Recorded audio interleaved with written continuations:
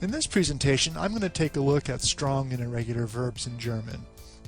I'm going to begin the presentation with a review of the weak verb conjugation form. You'll recall that we use a three-step program or pattern to conjugate weak verbs. From there, I'm going to take a look at strong verbs and see that they essentially follow the pattern that we've established in steps 1 and 2, but very dramatically in the third step. From there, I want to have a historical side trip to Old English to show you that the same pattern of strong verb conjugation also existed in English, but historically, several hundred years ago, and that we no longer have that similar pattern today. From there, I want to conclude the presentation with a review of irregular verbs. We'll see that irregular verbs are similar to the strong verbs in that they change generally in the second and third person singular. However, they also vary dramatically in other ways. Therefore, they actually manifest some characteristics of weak verbs, but also of strong verbs, and therefore they're going to be called irregular. So, what we have on our screen, the verb spielen, to play, is a basic German regular or weak verb. The first step shows the infinitive verb form spielen. This is what you'd see in a dictionary. Now, to conjugate the verb, we simply, as we see in step 2, remove the infinitive ending to reveal the verb stem. Now, in the third step, we take that verb stem and we tack on the appropriate verb ending based on the subject of the verb. So we have, for instance, in the first person singular, ich spiele, second person, du spielst, third person, spielt. In the plural, we have in the first person, wir spielen, second person, ihr spielt, third person, sie spielen. Now, strong verb conjugation is essentially the same in the first and second steps. We have the infinitive verb form of fahren, or to drive, and in the second step we take that infinitive form and remove the infinitive ending en. This leaves us with the verb stem fahren. Now, in the third step, things change slightly. We still tack on the appropriate endings. However, you'll notice that in the second and third person, there's a change in the quality of the verb stem. So, in the first person singular, ich fahre, and all of the plurals, fahren, fahrt, and fahren, we have the a that is the same. However, in the second and third person singular, there's a change in the quality of the vowel and the verb stem. So a goes to a umlaut. Du fährst, fährt. Now, this change in the second and third person singular is something that other Germanic languages also manifest. So, for instance, Old English, we have the infinitive beorden, to command. That would be analogous, I assume, to the, or I suppose, to the modern German ich bitten, or the modern German verb bitten, ich bitte. So the first person singular, ich beorden, and the second person singular goes to du bietst. And in the third person singular, he beat. So we have a similar change in the quality of the verb stem. EO goes to IE in the second and third person singular. Now, this change in the vowel of the verb stem,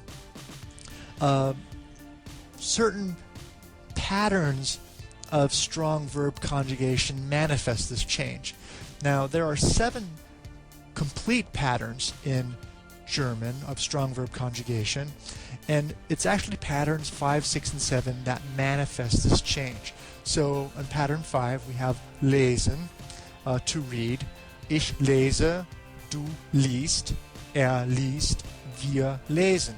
So E goes to IE. And 6, we have essen, to eat. Ich esse, du isst, isst, wir essen. And number 7, schlafen, E goes to umlaut, like we've seen in fahren. Ich schlafe, du schläfst, schläft, wir schlafen. Now, patterns 1 through 4 don't change in the present tense, but change in the past tense, and we'll get to that in another lesson. Now, these 7 patterns don't have any rhyme or reason to it. There's no reason why a certain verb fits into a certain conjugation pattern. Now, that being said, once you've memorized these 7 patterns, any of the hundreds of strong verbs that you will encounter will fit into one of those 7 patterns. So it simply becomes a question of developing a feel for which pattern that you will use.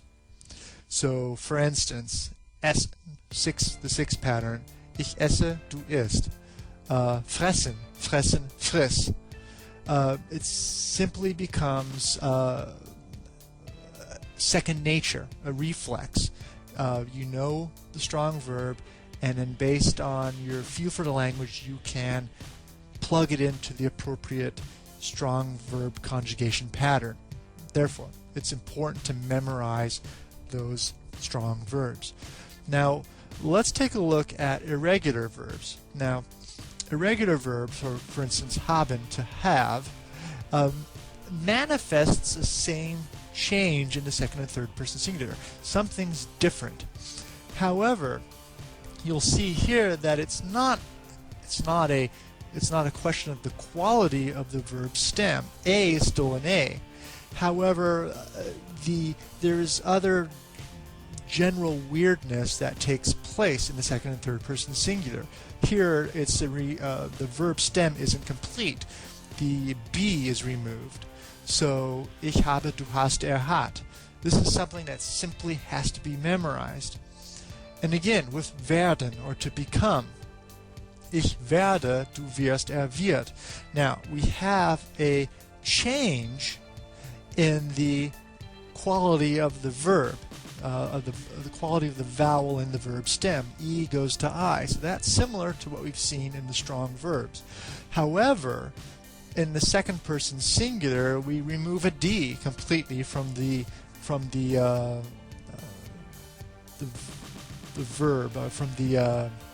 verb stem, and then we replace it in the third person. So it's just a pattern that's unusual, that can't be neatly subsumed under any of the other patterns, therefore it's irregular. Note, however, that it's generally in the second and third person singular, with, of course, the exception of the verb wissen, to know, whereas with this verb we have in the singular for second and third a completely different quality of vowel, and in the plural it reverts back to the normal I. So ich weiß, du weißt, weiß, wir wissen, ihr wisst, sie wissen. So, to summarize, irregular verbs generally manifest a change in the second and third person singular. These changes are erratic, unpredictable, irregular, therefore they simply have to be memorized. Now, strong verbs can be classified according to 7 patterns. 3 of the 7 patterns manifest a change in the quality of the vowel in the verb stem in the present tense. So, ich fahre, du fährst. Ich esse, du isst. Ich lese, du liest. These patterns of conjugation simply have to be memorized. Once you have them memorized, they will greatly